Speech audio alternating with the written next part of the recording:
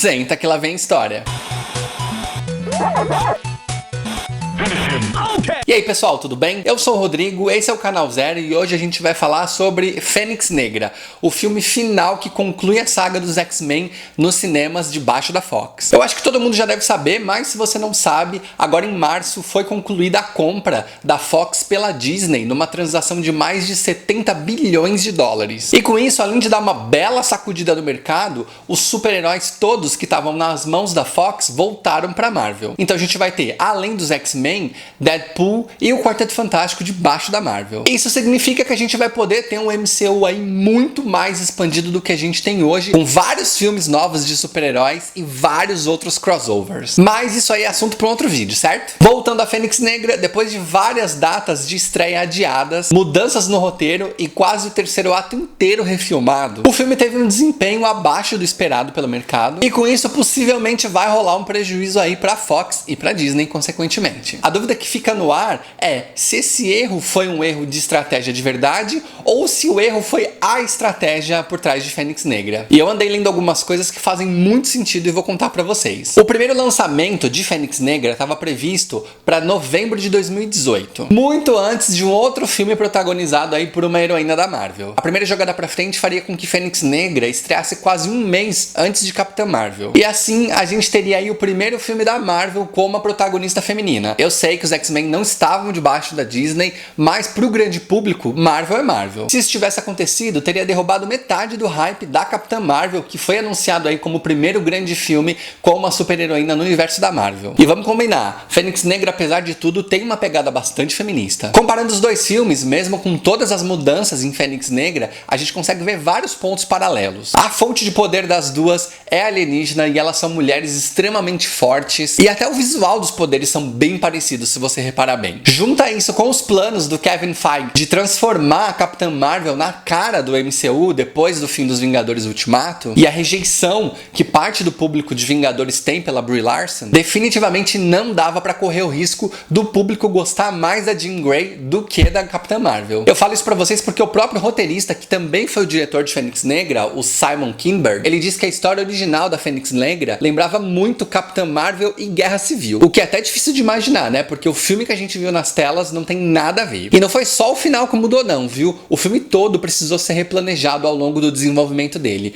Inicialmente, Fênix Negra seria um filme de duas partes, só que no meio da pré-produção, a Fox determinou que deveria ser um filme só. Aí eles foram para refazer as cenas e encurtar o filme. E aí, quando eles estavam desenvolvendo, foi determinado também que o filme não poderia chegar a 2 horas. Você imagina o desespero desse roteirista e dessa equipe toda envolvida. O resultado disso é que várias subtramas precisaram ser cortadas, os personagens foram tirados da história e a trama precisou ser simplificada para deixar o mínimo de pontas soltas possível. Foi uma baita despedida amarga pra Fox, mas bastante conveniente pra Disney também, né? Porque fala pra mim, das pessoas que assistiram Fênix Negra que você conhece, ou até você mesmo, não pensaram ou não disseram pra você, nossa, ainda bem que voltou pra Marvel, né? Porque a melhor pessoa pra fazer um filme de X-Men é o dono do X-Men. Ouviu isso? Pois é. Apresentada a teoria que faz bastante sentido, vamos dar uma olhada nas referências e nos easter eggs? Mas antes, se você é novo por aqui, se inscreve no canal pra não perder nada do que vem por aí. Se no final do vídeo você gostar, deixa o seu like e me conta. Você viu Fênix Negra? Você gostou? Qual é o seu filme preferido dos X-Men? E essa história de sabotagem aí, faz sentido pra você? Me conta tudo nos comentários pra gente conversar, beleza? Um aviso importante, assim como o vídeo de Godzilla que tá aqui no card,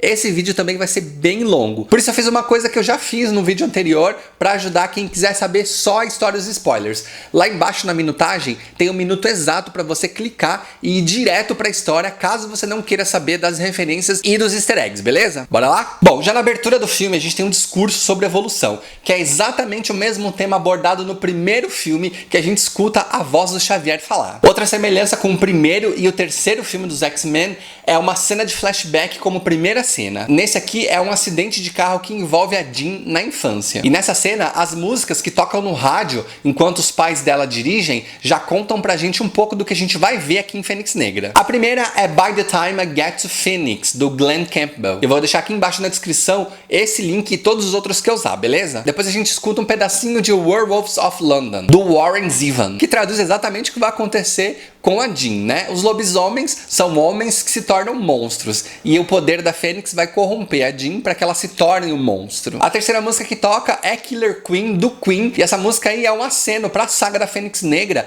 quando a Jean se torna a Rainha Negra e líder do Clube do Inferno. A cena de adoção da Jean pelo Xavier vem direto lá do terceiro filme. E uma curiosidade muito legal, o castelo que a gente vê na maior parte dos filmes do X-Men, ele fica em Vancouver, lá no Canadá. E o nome do castelo, para quem quiser pesquisar, é o Castelo de Hatley. Ele só não é a fachada da mansão no primeiro filme e no Primeira Classe. O comecinho do filme se passa durante o resgate de um ônibus espacial, o Indy Eivor, que existe de verdade e foi lançado em 1992, mesmo ano em que se passa o filme e aquela primeira animação super legal dos X-Men. Você lembra? Durante essa cena no espaço, os astronautas que estão lá dentro do ônibus espacial, eles dizem "Houston, we have a problem", que é uma frase célebre aí lá do Apollo 13. Em Fênix Negra, os humanos e os mutantes estão vivendo aí bonitinhos, em paz, igualzinho no confronto final. Lembra que lá a gente tem o Fera sentando junto com o presidente? Pois é, aqui a gente tem o Xavier com uma linha direta para a sala oval para falar com o presidente. E isso é uma referência real entre o John Kennedy e o Nikita Khrushchev, onde eles tinham uma linha direta entre os dois lá na época da crise dos mísseis em Cuba, em 1962. Evento, inclusive, que foi o ponto alto lá do Primeira Classe. Os uniformes do Fênix Negra, eles vieram dos quadrinhos. A arte é do Frank Quitely, que desenhou os X-Men lá no comecinho dos anos 2000. E uma coisa que a gente tem bastante aqui são cameos. E um cameo mais bacana que aparece aqui é o da Cristal, que é uma mutante que tem o poder de se transformar som em luz. Ela aparece cantando e dando um showzinho lá durante uma festa dos mutantes. Sobre a personagem da Jessica Chastain, maravilhosa, a Vuk, ela é de uma raça alienígena chamada de Bari. Essa raça era pacífica até ser quase toda dizimada pela força da Fênix. Isso lá nos quadrinhos, tá? E a personagem, a Vuk, ela é muito velha, conhecida de quem lê quadrinhos. A primeira aparição dela foi no 4º volume dos Vingadores, há bastante tempo. E o poder da Fênix já foi usado também para restaurar planetas. Porque vale lembrar que a força da Fênix é inspirada na mitologia. E a Fênix, ela não causa só destruição, ela causa o renascimento das cinzas, certo? Depois da Jean ser tomada pelo poder da Fênix, ela aparece usando uma jaqueta vinho com uma roupa vermelha por baixo.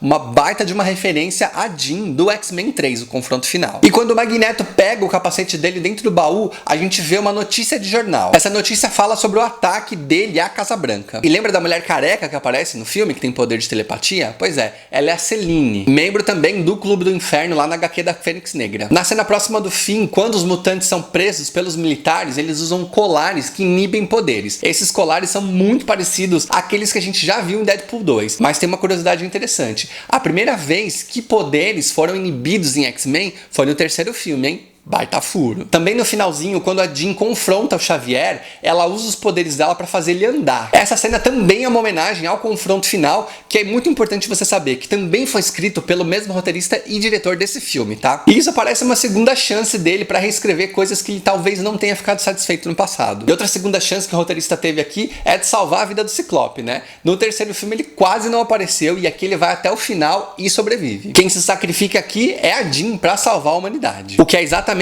igual à saga dos quadrinhos. Com o sacrifício da Jean, a escola de mutantes passa a ter o nome dela, coisa que também acontece nos quadrinhos lá na época do Grant Morrison. No entanto, a gente sabe que a Jean não morreu pra valer, né? Porque em Dias de um Futuro Esquecido, a gente vê o Wolverine no futuro falando com a Jean e ela tá vivinha da Silva. Fora isso, o filme encerra com uma fênix voando lá no alto no céu. Final parecido inclusive com uma cena em X-Men 2. E a cena final antes da fênix aparecer voando é o Xavier e o Magneto disputando uma partida de xadrez, que é um clássico aí em todos os filmes quase dos X-Men. E é assim que a gente encerra a saga mais longa de super-heróis no cinema e grande responsável em fazer o mercado acreditar que é possível sim fazer filme de super-heróis. Agora, antes da gente entrar na história nos spoilers, eu acho muito interessante a gente falar sobre algumas inconsistências do roteiro, porque a gente entende que parte da mudança é a responsabilidade sim do estúdio por conta dessas várias mudanças que eles obrigaram o roteirista e diretor a fazer. Mas tem também uma parte aí em que é culpa total dele, viu? Não dá pra escapar. Recontar a história da Fênix Negra por si só já parece um grande erro de continuidade aí na franquia, né? A gente já tinha visto antes a Jean com os poderes da Fênix Negra, mas o Dia de um Futuro Esquecido, ele reescreveu a linha do tempo. E as duas Jeans, teoricamente, são a mesma pessoa, certo? Além disso, se o primeiro contato da Jean com a Fênix Negra, com a força da Fênix, aconteceu agora, nessa viagem espacial, por que ela vira uma fênix gigante no final de Apocalipse?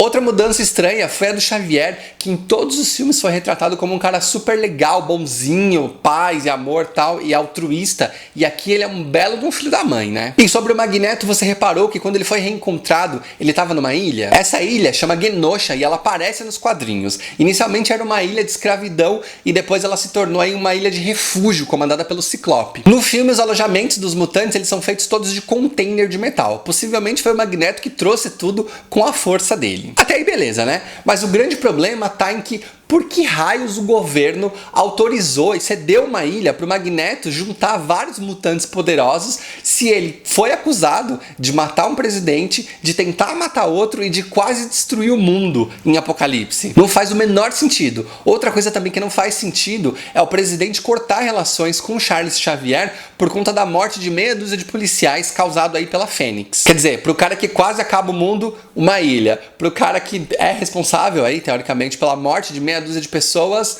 fim do contato.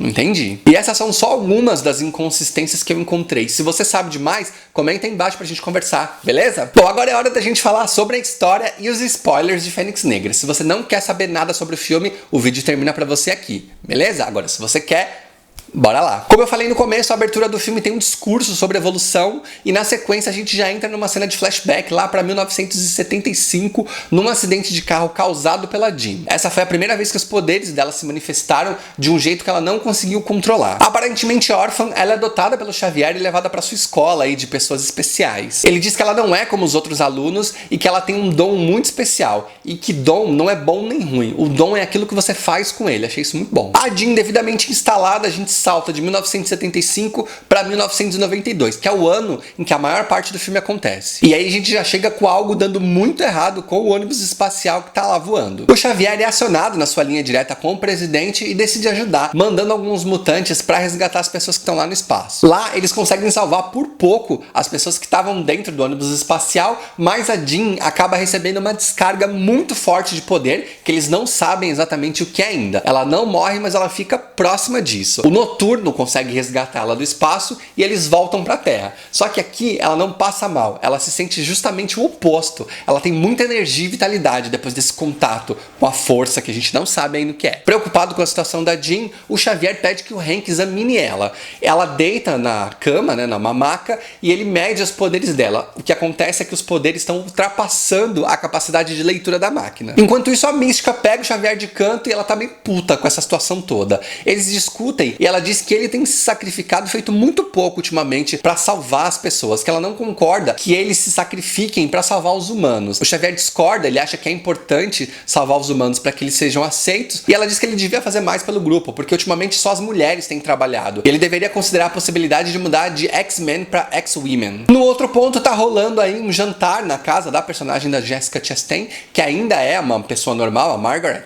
Ela escuta a cachorra latindo muito do lado de fora. Quando ela sai, ela é substituída pela Vuk, que toma a forma dela, volta pro jantar e já causa o caos. Na escola dos X-Men tá rolando uma festinha, a gente tem o show da Crystal, o cameo que eu falei no começo do vídeo. A Jean e o Scott estão lá numa boa curtindo, de repente ela perde o controle e meio que explode poder. Dentro do laboratório, o Fera e a Mística estão conversando e a Mística fala que o Xavier mudou e ela recomenda que eles deixem ele viver a vida dele e vão viver a vida deles, que aquilo lá já não é mais saudável para eles. O Fera discorda, ele ainda vê propósito em tudo que eles estão fazendo, mas a conversa é interrompida pelo incidente da Jean. O Xavier, que estava no evento lá com políticos, ele volta escoltado para casa para ver o que tá rolando. A Jean não tá muito legal e ele não consegue mais entrar na mente dela por conta do poder que ela tem. E aí ele decide usar o cérebro, né, que é aquele equipamento que aparece desde o primeiro filme, para entrar na cabeça dela. Com o Hank e com a Mística, ele vai até a sala e começa a investigar a mente da menina. Só que ele acaba deixando aparecer alguns bloqueios que ele colocou na cabeça da Jean, e a Mística não acha nada bom isso. Ela já não estava curtindo muito ele, agora a situação ficou pior. A Jean acorda, escuta a voz do pai dela, ela lembra que ela tem essa família viva ainda e decide procurar. O Ciclope tenta impedir a ida da Jean, mas ela diz que os poderes dela só machucam as pessoas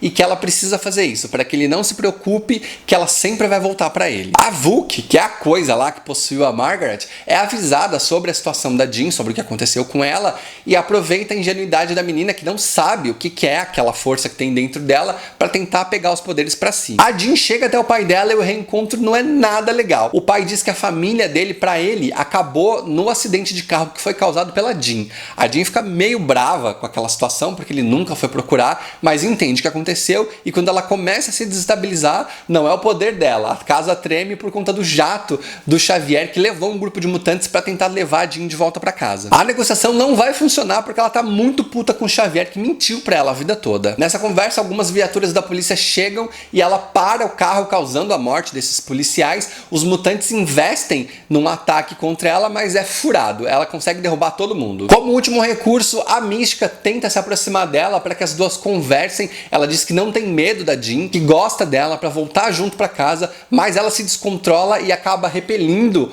a Mística pra longe e ela morre empalada num pedaço de madeira. Todo mundo fica meio passado, rola o funeral e os alunos da escola do Xavier ficam meio preocupados, meio assim com a Jean, né, que matou uma colega. O Scott acredita e defende a inocência da Jean, mas a Tempestade diz que às vezes a gente acredita em coisas que não existem, né, que não são reais. E que nem sempre as pessoas são aquilo que a gente gostaria que elas fossem. O Hank conversa com o Xavier sobre a morte da Mística, responsabiliza ele, que fez essa manipulação toda na cabeça da Jean por tanto tempo, e ele diz, não podia ter dado outra coisa que não fosse isso. Ele completa dizendo que a Mística foi a única que conseguiu ver o que ninguém mais viu, que o verdadeiro perigo não eram os humanos, mas o Charles Xavier. Enquanto isso, num beco, a Jean chora na chuva e ela decide procurar o Magneto para tentar entender como ele fez para parar de matar as pessoas como ele fazia antigamente. O Magneto diz que as coisas mudaram para ele, que hoje em dia ele não vê mais sentido na vingança e pergunta de quem é o sangue da camisa. Ela não conta para ele, ele começa a provocar para que ela fique nervosa, para ele ver qual é o poder real dela,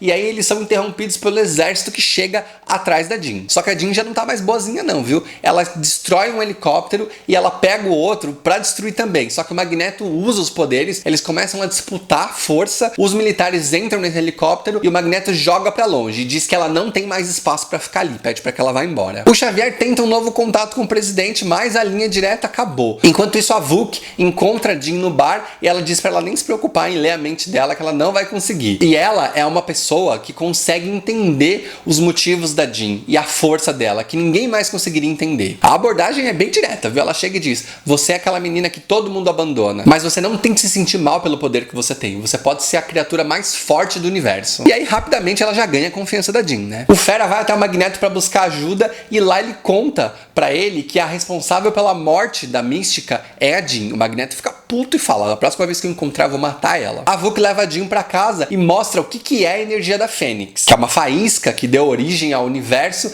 e que dizimou o planeta dos D'Bari. Essa força da Fênix, ela destrói tudo que toca e a Jean foi a primeira pessoa que teve contato com aquela força e que não foi destruída. E aí ela aproveita para dizer que a Jean é muito mais forte do que ela imagina ser. Usando a rede de mutantes que o Magneto tem, ele descobre que a Jean foi vista em Nova York e ele vai até lá. A informação chega até o Xavier, que junta os mutantes também pra ir de encontro a Jean. Agora estamos perto aí do clímax do filme. O Magneto e o Xavier, eles se divergem aí sobre o destino da Jean. O Magneto quer a morte dela, enquanto o Xavier quer levá-la de volta pra casa. Com isso, os grupos de mutantes começam a lutar no meio da rua. Olha o problemão que vai dar. A Vuk avisa a Jean que a mutantaiada toda que chegou tá ali pra matar ela, e a Jean começa então a borbulhar de poder. O Magneto fica cara a cara com ela, ameaça matá-la, mas não consegue. Ao contrário, né? Ela fala, vou mostrar pra você como é que faz. Ela espreme o capacete dele, depois abre e joga ele pra longe. Na sequência, entra o Xavier com o Noturno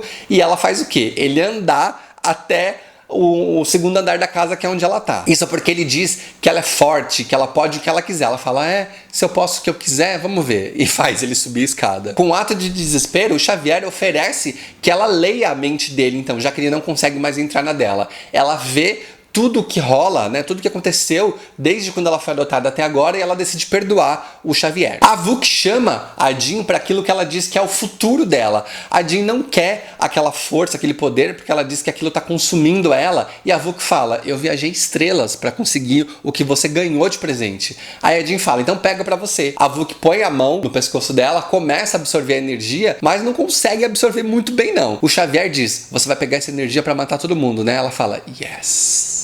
E aí ele pede pra Jean não dar todo o poder. O Ciclope atira um raio, joga a Jean pra longe e a Vuk foge. Os militares chegam, conseguem pegar todos os mutantes, colocam coleiras inibidoras de poder e leva todo mundo num trem. No caminho, a galerinha alienígena aí da Vuk invade e toca o terror, mata uma galera que tá cuidando dos mutantes, até que um deles decide liberar os X-Men pra poder ajudar. E aí a gente tem aquele embate entre mutantes e aliens. É bem legal essa cena. Num dos vagões finais, o Xavier encontra a Jean e tenta fazer contato com ela para que ela acorde e ajude eles. A Vuk faz uma entrada por cima do trem e começa a enfrentar os mutantes. O Magneto cerca ela primeiro e aí ele mira várias armas na direção dela e começa a atirar. O tiro vai quebrando e nada acontece com ela. Nisso o Xavier vai tentando acordar a Jean, eles entram na mente dele, conversam e a Jean diz que sabe agora o que ela tem que fazer. Ela tem que salvar a família dela. Ela desperta, sai do trem, leva ele com ela, o trem vai girando, se despedaça todo, os X-Men levantam no meio dos escombros e todo mundo que tenta atacar a Jean, ela destroça eles. Literalmente, tá? Os caras viram suco. Até que um cara vem, enfia um ferro, alguma coisa nas costas dela, a energia da Fênix sai, ela se regenera, pega o cara pela cabeça e vira que suco também. Chega a Vuk pra tentar pegar mais poder, ela segura no pescoço da Jean e não consegue absorver. A Jean vai lá, pega a mão dela, põe de volta e fala, agora você quer? Você vai levar tudo pra você. A Vuk diz que se ela morrer, todo mundo em volta vai morrer porque o poder tá totalmente sem controle. Aí a Jean faz aquilo que tá na moda agora, no melhor estilo Brightburn e Godzilla 2. Pega a Vuk e voa pro espaço. No caminho, a Vuk diz pra ela que ela é fraca de emoção e por isso ela nunca vai conseguir fazer as coisas que ela precisa fazer. E a Jean retruca dizendo que as emoções são que fazem dela forte. Elas sobem pro alto, né, pra fora da atmosfera. E ao contrário dos outros dois filmes, do Brightburn e do Godzilla, onde os vilões soltam os mocinhos pra morte, aqui ela simplesmente desintegra a Vuk e depois se desintegra também, virando uma grande fênix de fogo no céu. Todo mundo fica passado, a gente corta pro Ciclope colocando uma placa com o nome da Jean na escola, que era do Xavier, e o Xavier num café, tipo europeu assim, tomando lá o seu cafezinho, quando chega o Magneto com um tabuleiro de xadrez e propõe um jogo entre os dois, que é aquele clássico que a gente já viu em vários outros filmes dos X-Men. Ele hesita, mas depois aceita e a câmera sobe pro céu, onde a gente vê uma fênix voando e aí, fim. Um belo de um final amargo pra saga de mutantes da Fox, que agora finalmente devolve aí pros donos originais. E como esse vídeo já ficou imenso e todos os comentários que eu podia fazer sobre Fênix Negra já foram feitos, agora eu quero ouvir de você. O que você achou desse vídeo? O que você achou desse filme? Me conta tudo aí nos comentários pra gente conversar, beleza? Se você gostou desse vídeo, você já sabe, né? Deixa o seu like, se inscreve no canal, que é muito importante pra gente continuar crescendo. E a gente se vê no próximo vídeo. Até já!